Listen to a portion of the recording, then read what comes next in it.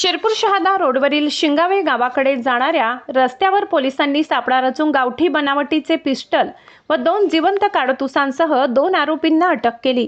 ही कारवाई 11 एप्रिल रोजी करण्यात आली। पोलीस निरीक्षक किशोरकुमार परदेशी यांना गुप्त माहिती मिळाली होती की काही इसम गावठी बनावटीचे पिस्टल खरेदी विक्री करण्यासाठी येणार आहेत। त्यानुसार पोलीस उपनिरीक्षक संदीप दरवडे यांना शोध पथकासह कारवाईचे आदेश देण्यात आले। दरम्यान पोलिसांनी 2 पंचासह सापळा लावला असता संबंधित दोघे संशयित इसम देवाणघेवाण करताना आढळून आले।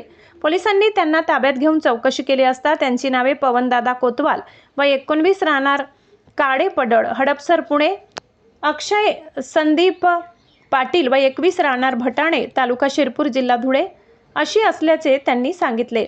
झडती दरम्यान पवन कोतवाल यांच्या कमरेजवळ गावठी बनावटीचे पिस्टल व 2 जिवंत काडतूस आढळून आले। तसेच त्यांच्याकडून रेडमी कंपनीचा मोबाईल जप्त करण्यात आला। दुसरा आरोपी अक्षय पाटील यांच्याकडून आयफोन 13 कंपनीचा मोबाईल मिळून आला। जप्त करण्यात आलेल्या गावठी पिस्टलची किंमत सुमारे 25,000 रुपये तर 2 जिवंत काडतूस किंमत सुमारे 2,000 रुपये असून एकूण 27,000 रुपयाचा मुद्देमाल पोलिसांनी जप्त केलाय। या प्रकरणी आरिफ तडवी यांच्या फिर्यादीवरून शिरपूर शहर पोलीस ठाण्यात विविध कलमान्वये गुन्हा दाखल करण्यात आलाय।